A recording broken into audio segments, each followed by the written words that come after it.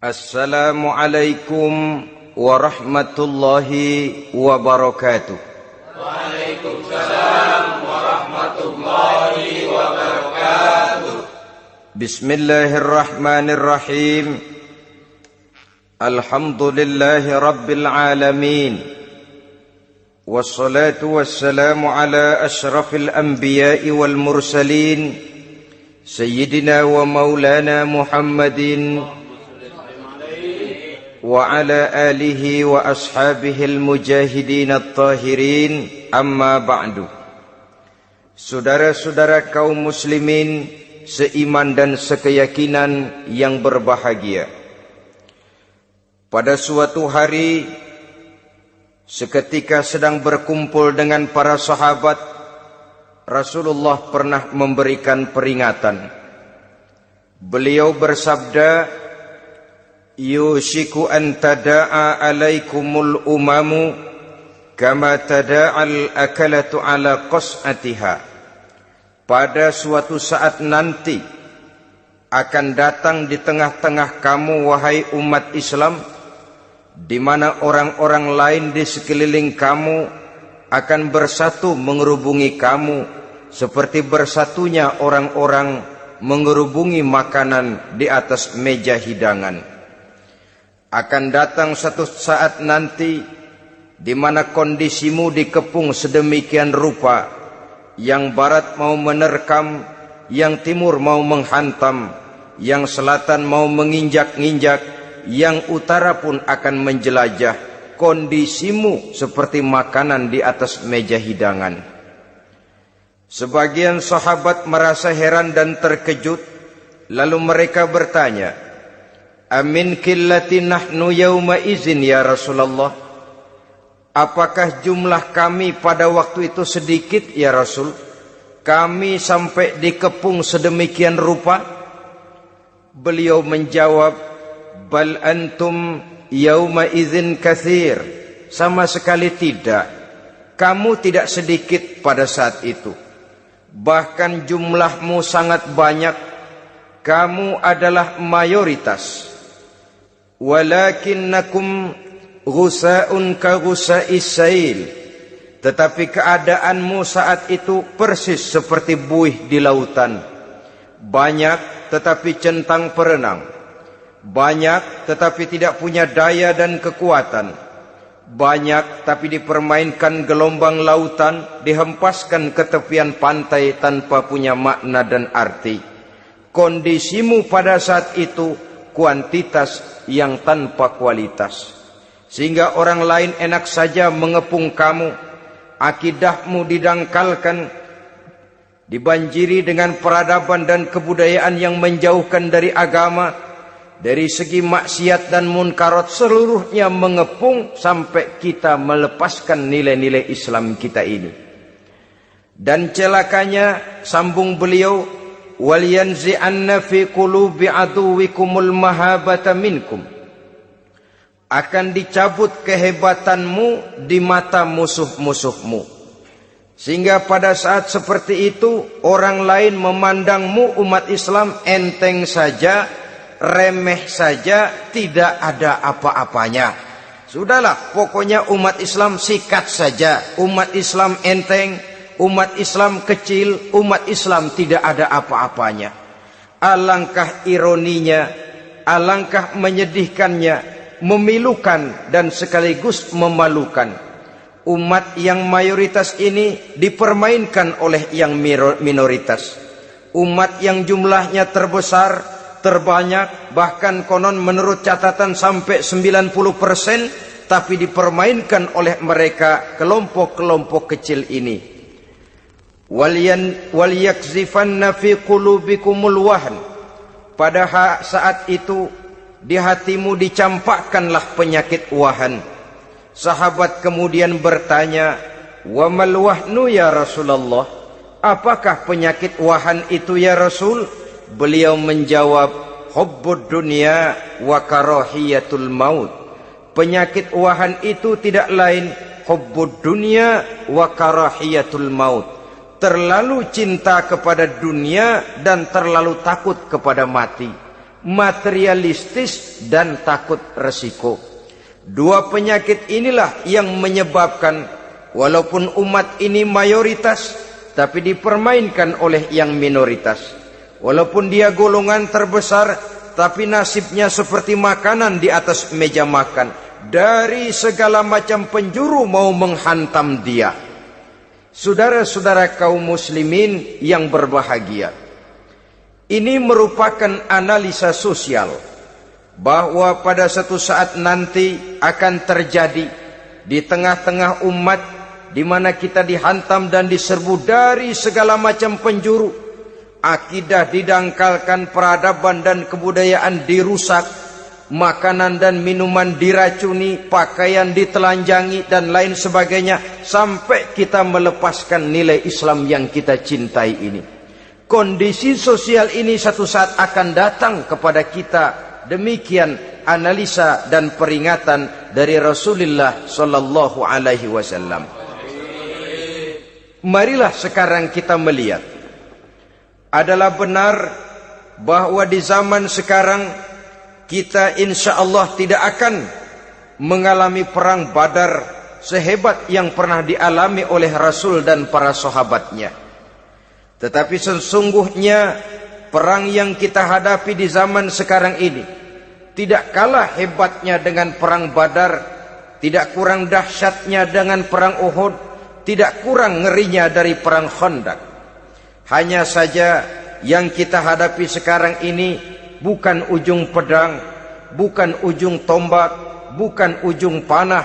Yang kita hadapi sekarang ini adalah perang akidah, perang ideologi, perang mempertahankan keyakinan.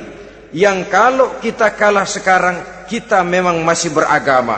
Tetapi anak kita, cucu kita, generasi yang akan hidup 5, 10, 20, 30 tahun yang akan datang, wallahu a'lam bissawab. Islam, saudara-saudaraku, tidak mungkin hilang dari dunia. Tetapi tidak mustahil Islam gulung tikar dari desa kita. Tidak mustahil Islam gulung tikar dari kampung dan kota kita, jikalau kita tidak menjaganya, jikalau kita tidak memeliharanya, bahkan jikalau kita tidak mewariskannya kepada anak-anak kita, generasi yang akan datang.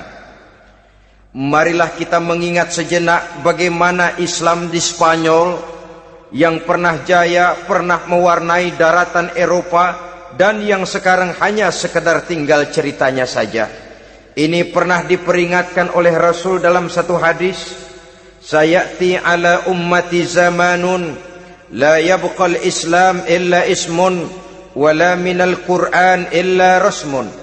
Akan datang satu masa di tengah umatku di mana pada masa itu Islam ada tapi hanya tinggal sekedar namanya saja, dan Quran pun ada tapi cuma sekedar tinggal tulisannya saja.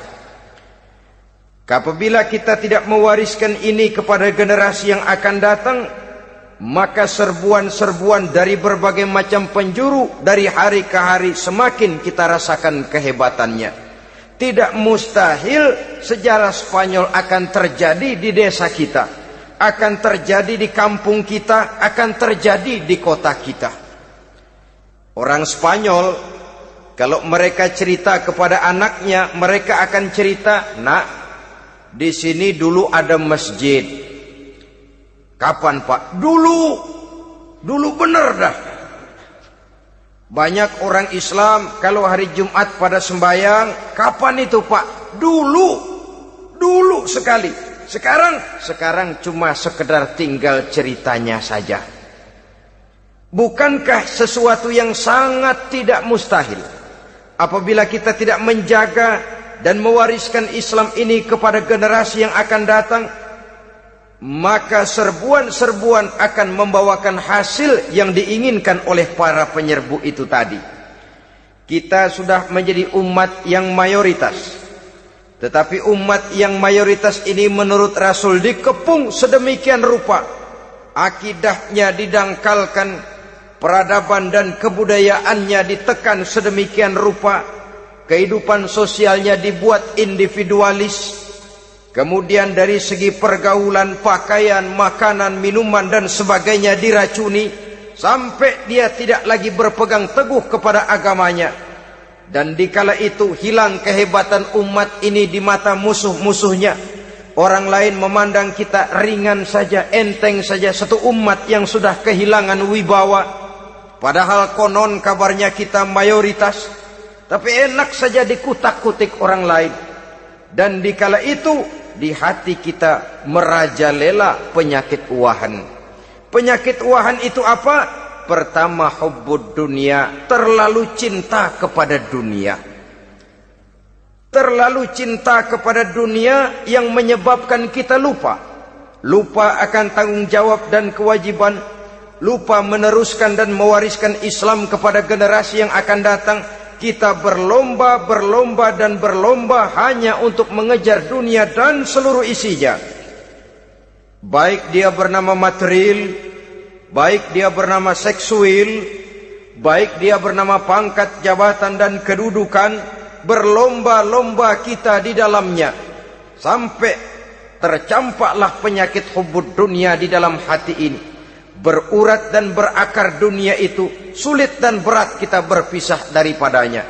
Akibatnya kemauan untuk berbuat demi dan atas nama agama sangat sulit terwujud di dalam kehidupan ini. Yang kedua, karahiyatul maut, terlalu takut kepada mati.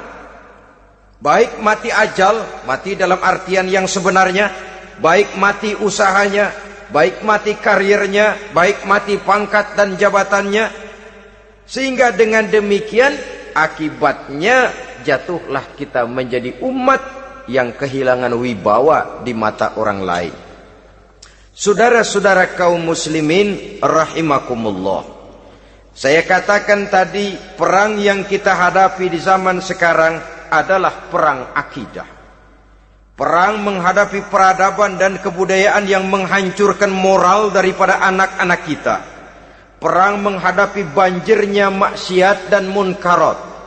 Yang di tengah-tengah itu, di samping berkewajiban menjaga diri dan keluarga, kita pun juga berkewajiban menjaga anak-anak kita, generasi yang akan datang, mengarahkan dan mendidik mereka sesuai dengan yang dikehendaki oleh Allah Subhanahu wa ta'ala. Oleh sebab itu, pada pertemuan kali ini yang akan saya bicarakan ialah bagaimana idealnya seorang muslim lebih dahulu memberikan pendidikan kepada anak-anaknya. Di tengah satu situasi dan kondisi di mana serbuan datang silih berganti melanda dan menghantam umat Islam, kemana anak-anak kita ini harus kita arahkan? Karena kita orang tua mempunyai tanggung jawab. Anak adalah amanah, menyia-nyiakan amanah adalah dosa, dan dosa itu merupakan satu dosa yang besar. Bahkan orang tua bisa saja masuk neraka kalau tidak bertanggung jawab tentang anak-anaknya. Satu riwayat menjelaskan, ada orang soleh, ngajinya cukup, solatnya cukup, puasanya cukup, zakatnya cukup, di mana ada majelis taklim hadir, baca Quran hobi, fitnah orang tidak pernah. Di akhirat setelah disidang dia ternyata lebih banyak kebaikannya daripada kejahatannya, maka dia pun diperintahkan dan dipersilahkan masuk ke dalam surga. Giliran anaknya disidang, biang okem nih anak. Ditanya, siapa Tuhanmu? Tidak tahu. Siapa nabimu? Tenyaho. Apa kitabmu? Ora gelem. Kamu pernah sholat? Tidak. Zakat? Tidak. Puasa? Tidak. Judi? Hobi. Zina? Tiap malam. Mabuk? Berat. Wah, brengsek kamu. Kebaikan tidak ada barang sedikit pun, sementara kesalahan dan dosa berlipat ganda. Kamu neraka. Anak ini protes. Benar, saya tidak kenal siapa Tuhan saya. Saya tidak tahu siapa nabi saya. Saya tidak tahu kitab suci dan kiblat saya. Saya tidak sholat, tidak zakat, tidak puasa. Tiap malam saya judi, saya zina, saya mabuk. Tapi saya kerjakan semua itu karena saya tidak tahu dan orang tua saya tidak pernah memberitahu saya. Dia enak-enakan hadir di majelis taklim, saya nyekek botol, didiemin saja. Dia enak-enakan baca Quran, saya zina, didiamkan saja. Saya bukan tidak mau, orang tua saya sama sekali tidak pernah mendidik saya. Dia mau benar sendiri. Maka kalau sekarang saya harus masuk ke dalam neraka, saya menuntut agar orang tua saya ikut sama-sama bergabung dengan saya ke dalam neraka. Gara-gara dia tuh saya jadi begini. Orang tuamu yang mana? Tuh, yang barusan mau ke surga. Ini orang tua yang sudah mau berangkat ke surga dipanggil. Sebentar dulu mas. Ini benar anak kamu? Iya pak. Waktu di dunia kamu tidak pernah ajarin dia ngaji? Sampai dia tidak kenal Tuhannya, tidak kenal nabinya, tidak kenal kiblat dan kitab sucinya? Iya pak. Dia tidak sholat, kamu diamkan saja. Dia tidak puasa, tidak zakat, kamu bersikap masa bodoh. Bahkan dia judi, dia zina, dia mabuk, kamu pun berdiam diri saja. Iya pak. Tahukah kamu bahwa anak ini adalah amanah? Menyia-nyiakan amanah artinya khianat, dan khianat adalah dosa yang sangat besar. Kamu tidak bertanggung jawab, maka kamu, anakmu gabung ke dalam neraka. Saudara-saudara kaum muslimin rahimakumullah. Itu sebabnya Allah pesan benar-benar, ya ayyuhalladzina amanu qu anfusakum wa ahlikum nara. Hai orang-orang yang beriman, jaga dirimu dan keluargamu, istri, anak, orang-orang yang menjadi tanggung jawab dan kewajiban kita, jaga dan pelihara mereka dari api neraka. Saudara-saudara kaum muslimin, lalu kalau kita orang-orang tua yang hidup di zaman sekarang ini sudah sering beristighfar, mengurut dada, melihat situasi, membaca peta keadaan, konon tantangan yang akan dihadapi oleh anak-anak kita 15, 20, 25 tahun yang akan datang jauh lebih berat dari apa yang kita hadapi sekarang ini.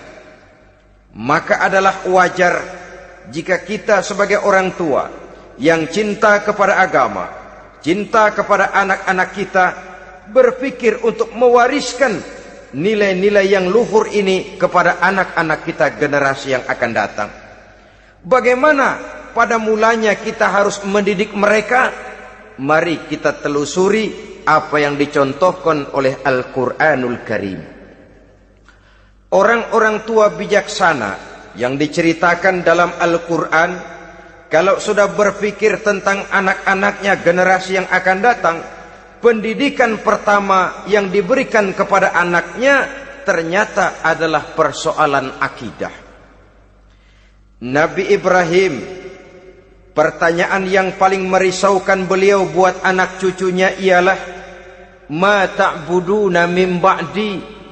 Saudara bisa lihat surah Al-Baqarah ayat 133. Anak-anakku, kalau pada satu saat nanti aku, ayahmu ini sudah tidak ada lagi, meninggalkan kamu semua, meninggalkan kehidupan dunia ini, ma ta'buduna min ba'di, apa yang akan kamu sembah nak kalau ayah sudah tidak ada lagi?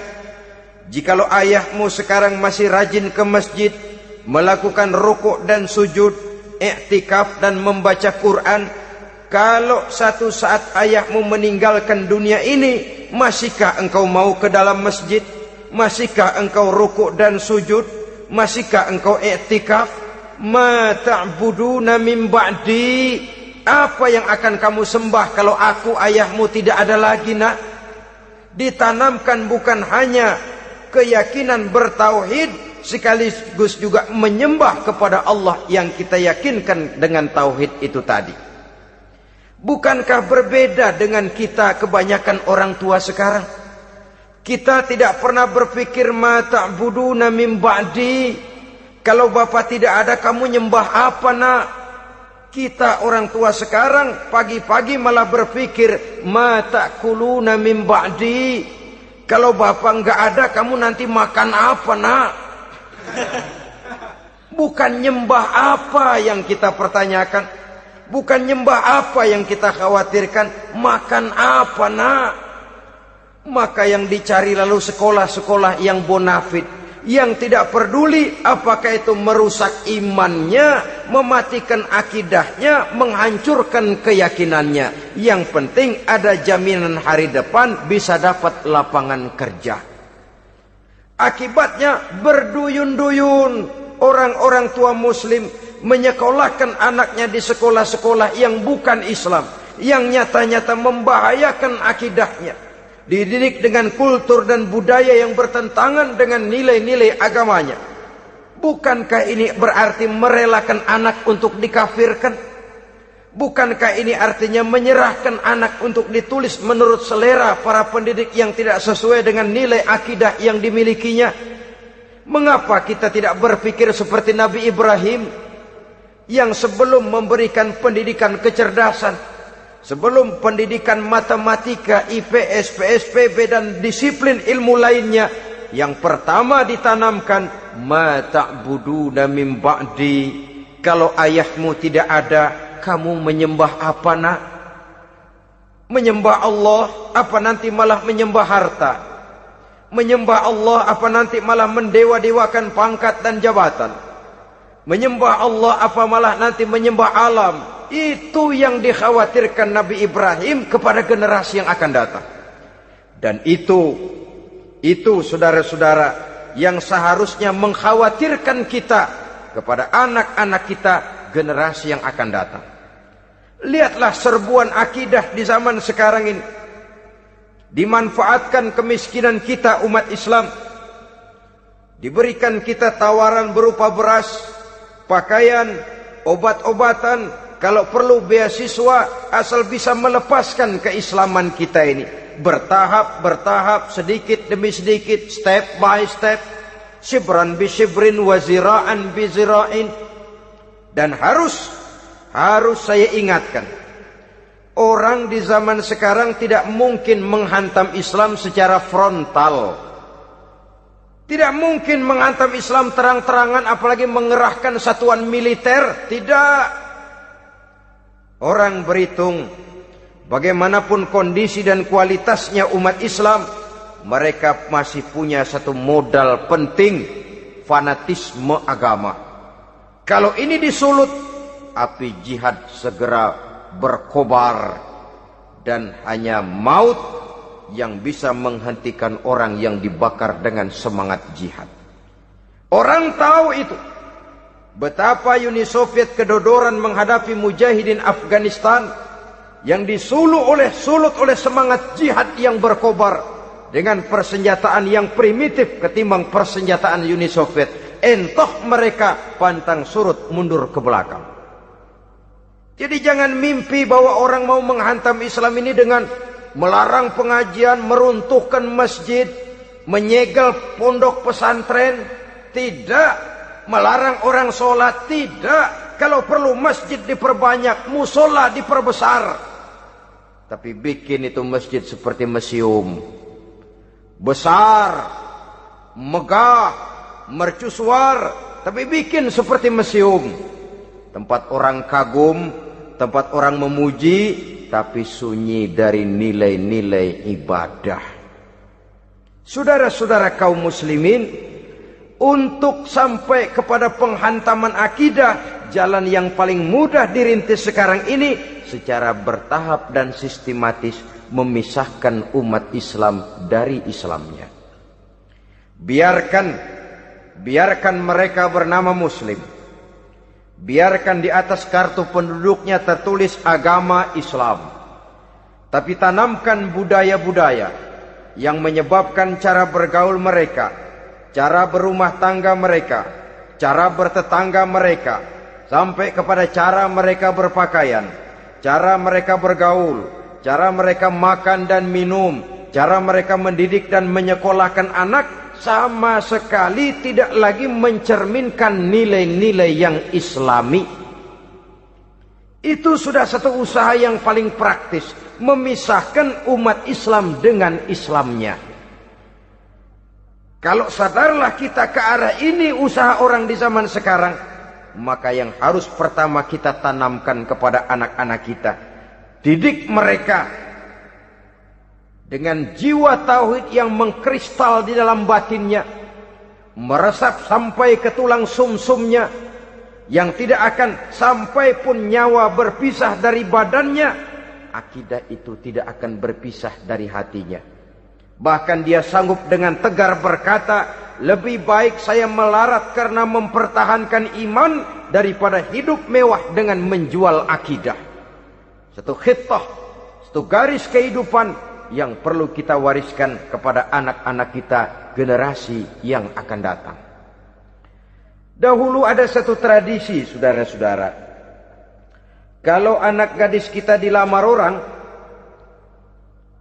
orang lalu bertanya, anakmu mau ngelamar gadis saya, apa sudah khotam Quran berapa kali? Apa sudah bisa baca kitab macam-macam dan lain sebagainya? Sehingga lahirlah satu kebanggaan. Apapun motifnya, tapi pertanyaan semacam ini zaman sekarang sudah langka. Paling-paling yang ditanya kalau anaknya dilamar orang, anakmu kerja di mana? Gajinya sebulan berapa? Kendaraannya bebek apa soang apa-apa? Itu yang kita pertanyakan, berkisar di seputar materi, kerja, job, status sosial dan lain sebagainya. Perkara bisa baca Quran atau tidak, nomor 18. Perkara sembahyangnya rajin apa tidak, nomor 36. Saudara hadirin, akibatnya terjadi pergeseran nilai. Maka mendidik anak menurut tuntunan Quran adalah seperti yang diberikan contoh oleh Luqmanul Hakim, yang diceritakan dalam surah Luqman mulai ayat 11 dan selanjutnya. Apa pendidikan pertama yang harus kita berikan kepada anak? Pertama, ya bunayya la tusyrik billah. Wahai anakku, jangan sekali-kali engkau menyekutukan Allah nak. Jaga tauhid, pelihara iman, mantapkan akidah. Ini dasar yang pertama. Belum lagi anak mengenal berbagai macam disiplin ilmu, yang pertama ditanamkan tauhid. Ini yang mendasari kehidupan. Ini yang akan mewarnai dan menjadi warna dari kepribadian seseorang. Sentuhan jiwa tauhid di dalam diri si anak.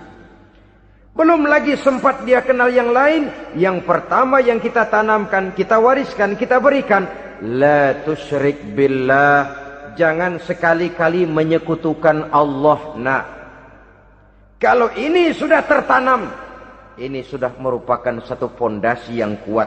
Selebihnya nanti tinggal melihat bakat si anak, kemana dia harus dididik ini. Yang terpenting nilai iman lebih dahulu tanamkan.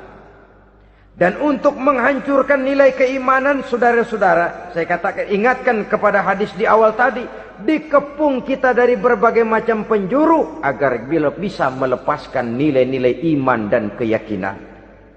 Proses pendangkalan akidah, ditanamkan keraguan kepada agama, ditanamkan rasa malu beragama, sholat malu, baca Quran malu, berangkat ke masjid malu, pakai jilbab malu. Ditanamkan rasa malu beragama, sehingga bertahap sedikit demi sedikit kita mulai berpisah dengan kehidupan beragama. Ditanamkan hal yang sedemikian rupa dari berbagai macam penjuru. Dihantam akidah, akidah kuat, dihantam dari segi peradaban dan kebudayaan. Diperbanyaklah peradaban dan kebudayaan yang bukan mendekatkan kita dengan agama, malah mendekatkan kita dengan neraka. Menjauhkan kita dari agama, menjauhkan kita dari nilai-nilai luhur yang diwariskan oleh orang-orang tua kita terdahulu. Adalah kewajiban kita yang pertama, mendidik anak, menanamkan roh, jiwa dan semangat tauhid di dalam diri mereka. Saudara-saudara kaum muslimin rahimakumullah, kenapa kita lebih dahulukan menanamkan jiwa, roh dan semangat tauhid ini kepada anak-anak kita? Pertama, kita tidak hanya ingin sekedar mempunyai anak yang pintar, tetapi lebih daripada itu kita pun ingin mempunyai anak yang benar. Segala macam disiplin ilmu, segala macam bentuk penalaran ilmiah dan pengisian intelektualitas manusia mungkin di satu sisi akan membuat dia pintar, tapi di sisi lain belum tentu akan membuat dia benar. Nabi pernah memberikan peringatan, man izdada ilman walam yazdad huda lam yazdad minallahi illa bu'da.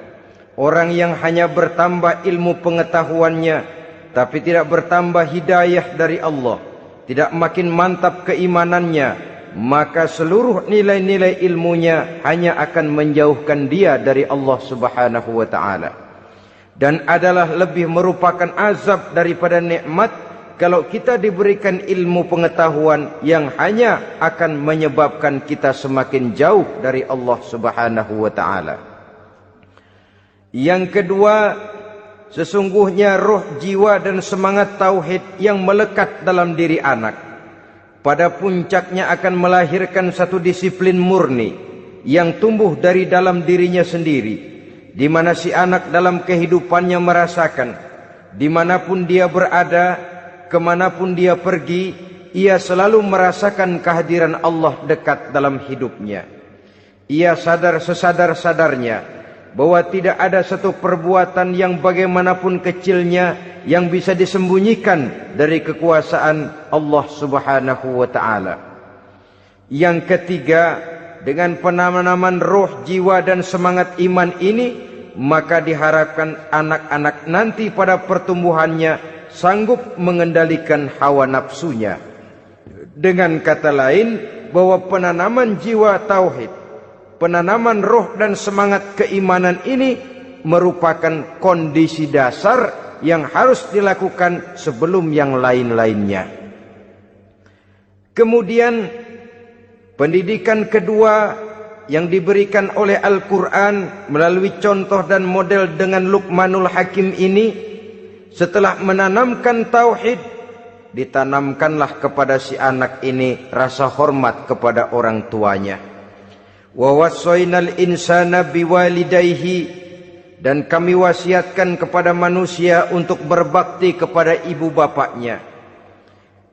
Hamalathu ummuhu wahnan ala wahnin, karena ibunya telah mengandungnya dengan kepayahan di atas kepayahan, maksudnya dengan kepayahan dan kelelahan yang berlipat ganda. Sehingga ketika Rasul ditanyakan orang, ya Rasul, siapa yang paling harus saya taati di dunia ini? Beliau menjawab, ibumu. Kemudian siapa lagi ya Rasul? Ibumu. Setelah itu siapa lagi ya Rasul? Ibumu. Dan kemudian siapa ya Rasul? Bapakmu. Ibu, ibu, ibu, bapak. Bahkan al-jannatu tahta aqdamil ummahat, surga berada di bawah telapak kaki ibu. Bagaimana menanamkan rasa hormat kepada orang tua di hati anak? Tentu yang pertama, bagaimana orang tua bisa memberikan keteladanan.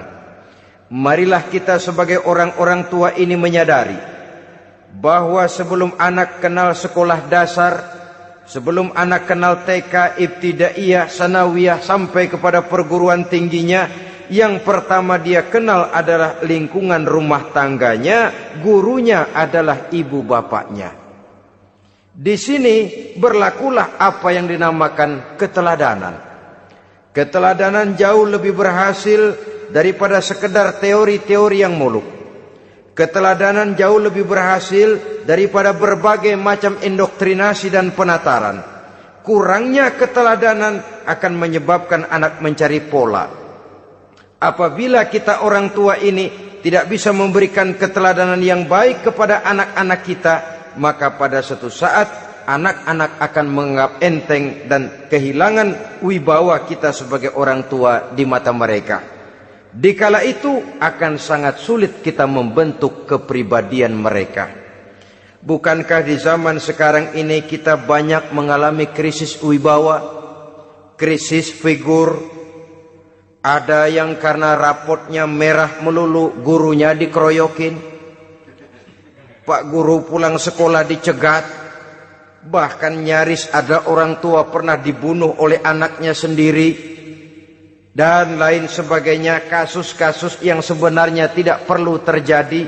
Karena memang bukan saja bertentangan dengan nilai budaya kita sebagai bangsa, tapi juga bertentangan dengan ajaran agama kita sendiri. Krisis wibawa, krisis figur, yang juga akibatnya harus kita sadari banyak faktor yang membentuk kepribadian anak. Pergaulannya, yang dibacanya, yang ditontonnya, yang disaksikannya di dalam kehidupan. Benar kita menyekolahkan mereka, tapi berapa jam mereka di sekolah? 6 jam, 7 jam paling lama. Sedangkan mereka hidup 1 hari 1 malam 24 jam. Kalau cuma 7 jam di sekolah, ini berarti lebih banyak dia di luar sekolah. Dan di luar sekolah itu artinya ya rumah tangganya, ya temannya, ya lingkungan di mana dia tinggal, yang seluruhnya sangat besar pengaruhnya dalam ikut membentuk kepribadian anak-anak kita. Saya katakan tadi, di samping kita menghadapi perang akidah, kita pun berhadapan di dalam perang menghadapi peradaban dan kebudayaan yang bukan saja menjauhkan kita dari agama, tetapi sanggup menghancurkan moral daripada anak-anak kita. Secara pribadi, saudara-saudara, saya iri, saya kagum misalnya dengan kemajuan yang diperoleh oleh negara tetangga kita, Jepang misalnya. Padahal tahun 45 ia pun hancur lebur oleh meledaknya atom di Hiroshima dan Nagasaki. Tapi bagai satu tenaga raksasa kemudian Jepang bangkit menjadi satu negara superpower di Asia. Bahkan gurunya saja Amerika sekarang ini kewalahan menghadapi perang dagang dengan Jepang ini. Dan yang menarik, Jepang bisa maju dan modern dengan tetap menjadi Jepang, tanpa harus kehilangan identitasnya sebagai satu bangsa, tanpa harus kehilangan kepribadiannya sebagai satu bangsa. Sebagai negara yang sedang berkembang, kita sering latah. Kita ingin meniru Barat, tapi bukan teknologinya, westernisasinya yang kita tiru. Bukan isinya, kulitnya yang kita ambil. Akibatnya apa? Modernnya belum, orangnya sudah Barat. Bergaulnya sudah cara Barat, berumah tangganya sudah cara Barat, berpakaiannya sudah cara Barat, mendidik anaknya sudah cara Barat. Di mana ketemu orang tua cukup hello daddy.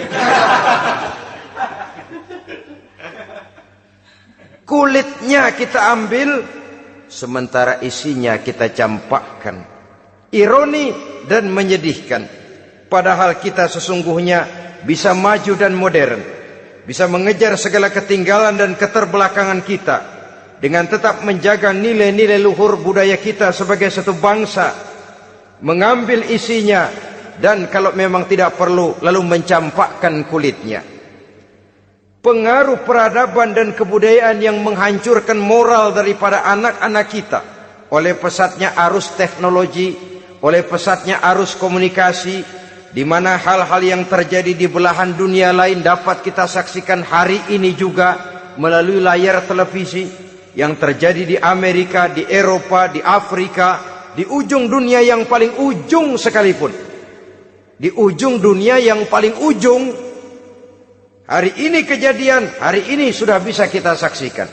Pesatnya arus komunikasi, kalau jatuh ke tangan anak-anak kita yang belum mempunyai filter, daya saring positif, akan dicerna oleh mereka tanpa memilah dan memilih. Akibatnya orang kampung bilang kelolodan. Makan nggak dikunyah lagi. Tentu saja akhirnya kelolodan, dan kalau sudah kelolodan menyusahkan kita seluruhnya. Oleh karena itu budaya menghormati orang tua perlu dijaga, perlu dipelihara dan diwariskan kepada anak-anak kita. Tali silaturahmi sehingga ada respeknya kepada orang tuanya. Jangan bapaknya dianggap CS, ibunya dianggap CS, kakeknya dianggap CS. Hilang rasa respek, hilang rasa menghormati. Sementara orang tua sendiri tidak bisa memberikan keteladanan, kurang mendapat perhatian dan lain sebagainya. Apalagi kalau baik ibu maupun bapak adalah orang-orang karier yang setiap hari sibuk menghadapi tugas masing-masing. Bapak sibuk rapat, pindah kantor sana kantor sini, ibu sibuk arisan, besarlah anak-anak di tangan pembantu dan lain sebagainya, sehingga dia merasa kurang mendapat perhatian, dan ini akan ikut membentuk warna dari kepribadian yang dimilikinya. Sampai kepada pelosok-pelosok desa, jaringan televisi memang menguntungkan. Tapi kalau sudah sampai kepada menayangkan budaya-budaya yang tidak sesuai dengan pola di mana mereka tinggal, pola lingkungannya, dan ingin mereka terapkan dalam kehidupan, ironi dan menyedihkan. Maka sering dikatakan, jikalau ABRI masuk desa, rakyat beruntung. Jikalau listrik masuk desa, rumah jadi terang. Jikalau koran masuk desa, rakyat jadi cerdas. Jikalau hakim masuk desa, rakyat lalu sadar hukum. Tapi jikalau maksiat dan munkarat masuk desa, minuman keras masuk desa, judi masuk desa, pelacuran masuk desa, rakyat tentu kiamat. Dan kita harus punya budaya untuk memilah dan memilih, mempunyai filter untuk jadi daya saring positif. Oleh karena itu saudara-saudara, tahap kedua setelah menanamkan jiwa tauhid kepada anak, tanamkan rasa hormat kepada orang tuanya. Orang tua itu ibu bapaknya, orang tua itu guru-gurunya yang mengajarkan dia, atau yang dianggap tua yang lebih senior dari dia. Karena tidak ada satu peradaban yang berdiri sendiri. Bagaimanapun maju dan modernnya kita sekarang, tentu merupakan mata rantai yang berkaitan dari generasi terdahulu. Ini yang kedua. Setelah tauhid, berbakti kepada ibu dan bapak. Tidak ada satu kebahagiaan yang bisa ditegakkan di dunia ini tanpa doa, tanpa restu daripada ibu dan bapak. Ini keramat hidup. Doanya dikabul Allah dan kutuknya juga dikabul oleh Allah Subhanahu wa ta'ala. Jadi mendidik anak setelah menanamkan jiwa tauhid, menanamkan rasa hormat dan taat berbakti kepada ibu bapaknya. Itu yang kedua. Kemudian yang ketiga, melalui model Luqman, Quran mendorong kita untuk mendidik anak, menanamkan etika otonom. Apa itu? Ya bunayya, innaha intaku mithqala habbatin min khardalin, fatakun fi sakhratin aw fis samawati aw fil ardi, ya'ti biha Allah. Wahai anakku, sesungguhnya kalau ada satu kebaikan yang kamu kerjakan, kecil, tidak nampak oleh pandangan mata yang zahir, yang kecil itu tersembunyi di puncak langit, di dasar bumi yang paling dalam, atau di tengah batu hitam sekalipun, Allah pasti mengetahuinya dan pasti akan memberikan balasan yang seadil-adilnya. Pendidikan apa ini? Pendidikan moral, menanamkan etika otonom. Nah, kau berbuat baik jangan karena dilihat orang. Kau tidak mau melakukan kejahatan jangan cuma karena ada polisi. Kalau ada polisi kau tidak mau jahat, kucing juga begitu. Coba lihat kucing, taruh ikan asin di piring kaleng, tongkrongin. Aduh, kucing kalem, sopan, tenang. Sedikit kita lengah, habis ikan digarap. Tapi ditanamkan satu kesadaran, kemanapun kau pergi, nak, apapun yang kau kerjakan, tersembunyi di tengah batu, di dasar bumi, di puncak langit, Allah pasti tahu. Dalam bahasa yang ringan, nak, kita ini diawasi oleh 2 hiperkomputer yang maha sensitif, produksi langit, mereknya Rokib dan Atid.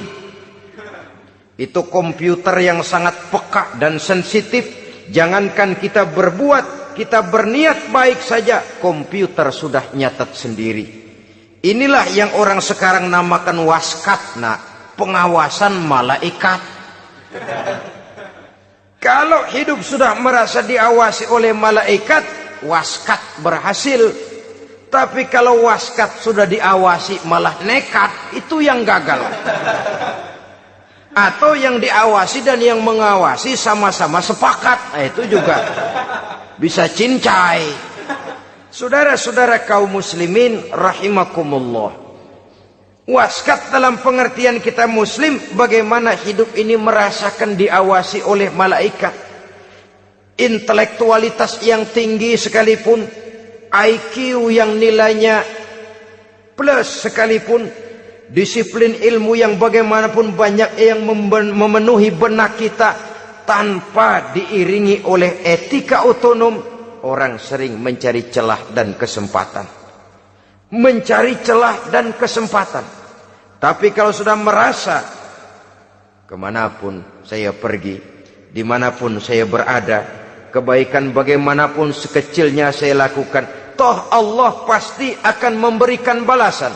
In khairan fa khairun, wa in syarran fa syarrun. Jikalau baik, baik balasan yang kita terima. Jikalau jahat, jahat kejahatan yang kita terima. Kalau sudah ke arah ini kita berpikir, maka sesungguhnya kalau kita berbuat baik kepada orang lain, hakikatnya kita sudah berbuat baik kepada diri kita sendiri. Lalu tidak ada merasa rugi berbuat baik kepada orang. Karena manakala dia melakukan kebaikan kepada orang lain, artinya dia sudah berbuat baik untuk dirinya sendiri. Jadi setelah tauhid, kemudian berbakti kepada ibu bapak, yang ketiga baru pendidikan tentang akhlak, tentang moral. Pola ini yang sering terlupakan oleh kita, bahwa bagi kita itu pendidikan tidak lain upaya mencerdaskan otak anak. Jangan sampai sebab ini kelihatannya pembangunan makin maju, persaingan hidup makin tajam, tensi ekonomi semakin tinggi, sementara jumlah tenaga kerja dengan lapangan kerja yang tersedia jauh dari mencukupi. Jikalau tidak membekali anak dengan pendidikan yang menunjang lapangan pekerjaan, orang tua khawatir, takut sekali anaknya jadi gelandangan. Dikhawatirkannya kehidupan dunia ini, sementara dia lupa kalau anaknya bisa jadi gelandangan di akhirat. Padahal selama-lamanya gelandangan di dunia paling seumur manusia itu 60 tahun, 70 tahun lah umur orang sekarang. 70 itu sudah luar biasa itu. Tapi kalau harus menggelandang di akhirat, menjadi gelandangan di akhirat, alangkah menyedihkannya. Apakah akan kita korbankan satu kehidupan yang langgeng, abadi, cuma karena tertipu oleh fata morgana dan kamuflase? Kita korbankan yang sedikit, kita korbankan yang besar karena kita memilih yang sedikit. Dalam bahasa Al-Quran memang pernah diceritakan hidup ini hakikatnya perlombaan, saudara-saudara. Perlombaan. Dan di dalam perlombaan itu ada yang menang, ada yang kalah. Al-Quran lalu memberikan peringatan, Alhaakumut takatsur, kamu telah lalai karena berlomba-lomba memperbanyak harta, mempertinggi pangkat dan kedudukan, hatta zurtumul maqabir, sampai kamu akan masuk ke liang kubur baru sadar. Apalagi kalau nafas sudah sampai di tenggorokan. Persis Fir'aun sudah tenggelam di lautan merah, mau mampus, baru dalam sekaratnya amantu bi Rabbi Musa wa Harun. Kalau begini caranya, saya juga percaya kepada Tuhan Musa dan Harun, percaya kepada Allah. Sudah mau mati, baru amantu bi Rabbi Musa, kami percaya kepada Tuhan Nabi Musa, kata Fir'aun. Malaikat maut kesel benar, dilelepin terus di laut. Mampus tuh sekalian. Hidup ini memang kita berlomba. Berlomba dengan waktu, berlomba dengan umur, berlomba dengan tenaga, berlomba dengan tetangga. Yang jangankan kita sampai mundur, berhenti saja sejenak, kita akan ditinggalkan oleh yang lain. Tiada kata mundur, bahkan tiada kata berhenti. Sekali kita melangkah, melangkahlah terus. Tapi berlombalah seperti yang dikehendaki Quran. Fastabiqul khairat. Berlomba-lombalah di dalam kebajikan. Jangan berlomba-lomba di dalam kemaksiatan, kemunkaran, kejahatan. Berlombalah dalam urusan kebaikan. Saudara-saudara kaum muslimin rahimakumullah. Tauhid, berbakti kepada ibu bapa, kemudian pendidikan tentang moral. Apabila pendidikan tentang moral sudah tertanam, barulah lihat bakat si anak. Kemana bakatnya? Anak saya kelihatannya dari kecil demennya main bedil-bedilan saja. Beri kali itu. Kirim ke Magelang, masukkan akabri. Tapi dengan syarat 3 itu tadi. Iman sudah tertanam, rasa bakti kepada ibu bapak sudah ada, dan punya nilai moral. Sehingga boleh jadi nanti dia menjadi jenderal yang beriman, yang berbakti kepada ibu bapaknya, dan punya moral yang tinggi. Kan lebih baik rakyat rendah tapi akhlaknya tinggi, daripada pejabat tinggi tapi moralnya rendah. Jauh lebih baik rakyat rendah punya moral tinggi ketimbang pejabat tinggi punya moral rendah. Nilai moral ini yang jadi ukuran dan barometer di masyarakat. Yang ini yang sering kita lupakan, bahwa kehancuran satu bangsa dimanapun di dunia ini selalu dimulai dengan kehancuran moral daripada bangsa itu sendiri. Sekarang membina nilai moral ini berat. Gadis kita, remaja, putri, diberikan pakaian jilbab, mungkin dia sendiri masih setengah-setengah, ditambah lagi oleh ledekan temennya. Jilbab lah kuno. Bau sorga lah, bau masjid lah, bau menyan lah. Ditanamkan rasa malu untuk hidup dekat dengan agama. Kalau moral semacam ini sudah tertanam, sedikit demi sedikit kita mulai mengucapkan selamat tinggal kepada agama. Dan kemalangan apa yang lebih malang kalau kita sudah jauh dari agama ini? Bukankah Islam telah menyelamatkan manusia dari penyakit jahiliyah dan membawanya kepada satu kehidupan yang maju dan modern? Kalau kita tinggalkan Islam ini, bukankah artinya kita akan kembali kepada satu zaman jahiliyah? Hanya saja jahiliyah itu berada di abad modern. Versinya tentu lebih modern.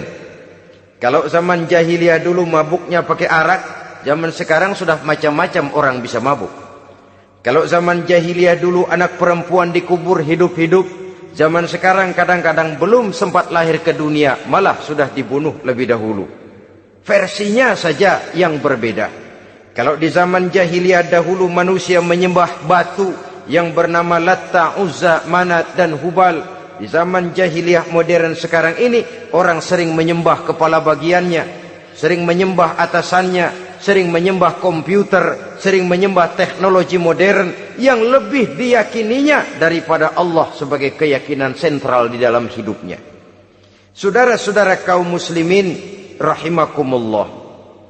Jadi yang ketiga, nilai moral yang ditanamkan kepada anak-anak kita supaya dia bisa menghadapi tantangan-tantangan hidup yang semakin berat ini dengan tetap berpegang teguh kepada nilai-nilai moral yang diwarnai oleh jiwa keimanannya yang bersumber dari ajaran agamanya. 3. Kemudian yang keempat, barulah tatanan kehidupan sehari-hari. Apa kata Luqman? Ya bunayya aqimis shalah. Setelah bertauhid, berbakti kepada ibu bapa, punya nilai moral. Ya bunayya aqimis shalah. Nak, dirikan solat. Rumah tangga muslim. Anak berumur 7 tahun sudah berani meninggalkan solat. Kata Nabi, pukul. Bukan untuk menyakiti, untuk mendidik. Karena sayang kepada anak. Saudara-saudara, kita khawatir betul kepada anak. Kalau dia pulang dari sekolah, buru-buru kita sebagai orang tua bertanya, sudah makan nak? Sudah istirahat nak? Tapi jarang kita sebagai orang tua melontarkan, sudah sholat nak? Bahkan kita bisa memberikan sugesti kepada anak. Nah, kalau kau naik kelas 1 sampai naik ke kelas 2, bapak beliin sepeda. Tamat SD nak, motor. Tamat SMP nak, ke Bali kita. Tamat SMA nak, Singapura. Saudara-saudara, tapi kalau untuk urusan sholat misalnya, kita tidak pernah memberikan sugesti kepada anak-anak kita. Nah, kalau kau hafal Fatihah lengkap dengan artinya, bapak beliin sepatu. Nah, kalau kau bisa sholat dengan baik, cukup syarat rukunnya, bapak beliin sepeda. Ada rangsangan, ada sugesti yang membuat anak lebih tergerak untuk hidup dalam suasana keagamaan. Ya bunayya aqimis sholat, nak dirikan sholat. Sebab ini sandaran vertikal yang paling langsung antara manusia dengan Tuhannya. Menyadari bahwa sepanjang yang bisa dilakukan oleh manusia hanyalah berusaha, dan kepastian sepenuhnya ada di tangan Allah. Dengan sholat kepribadianmu diperteguh, dengan sholat sandaran vertikalmu kepada Allah diperkuat. Dan pada waktunya nanti Al-Quran memberikan bimbingan, hendaklah minta tolong kepada Allah dengan sabar dan tetap mendirikan sholat. Ya bunayya aqimis sholat. Setelah itu, wa'mur bil ma'rufi wanha 'anil munkar. Tegaklah membina yang ma'ruf, tegaklah mencegah yang munkar. Ini sikap hidup sudah. Sholat tadi tugas hidup. Lalu sikap hidup tampil di tengah masyarakat, membina yang ma'ruf, mencegah yang munkar sesuai dengan kesanggupan masing-masing.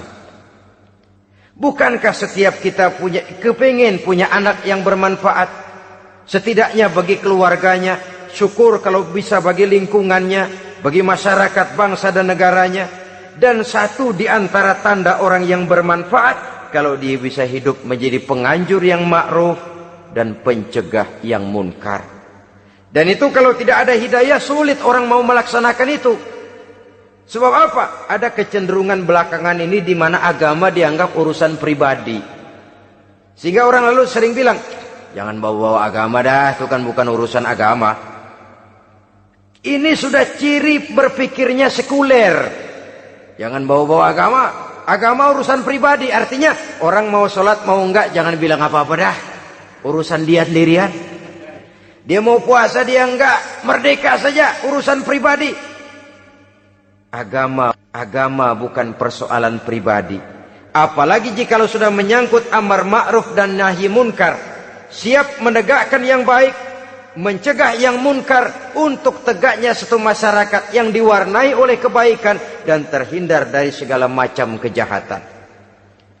Dan terus ayat-ayat selanjutnya mencerminkan sikap hidup. Namun yang intinya, cara mendidik anak yang baik, yang dicontohkan oleh Al-Quran dengan Luqmanul Hakim sebagai model.